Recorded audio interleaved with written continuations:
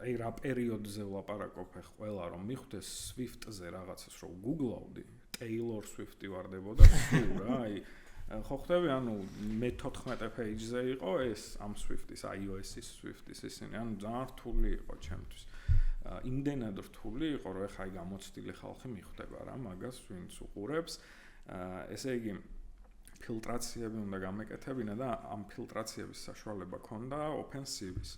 და მომიწია რომ OpenCV არის C++-ის ის რა და ესე იგი Swift-ს და C++-ს ერთმანეთთან ვერ აკავშირებდი, რაღაც bridging header-ები გჭირდებოდა Objective C++-ის და ნუ აი ეს რაღაცები გაკეთებული მაქვს რა და იმის თქმა მინდა რომ Lemon-დუმ მომცა ძალიან დიდი ცოდნა რა და იმ ხალხმა ვინც ვახსენა, იმიტომ რომ ეხლა ზუბაც იყო, აბელაც ის ანუ როგორ გითხრა, ძალიან ჭკვიანი ნახე ამასაც ვიტყვი რა, ძალიან მაგარ პროგრამისტი არ ნიშნავს ძალიან მაგარ მენტორს.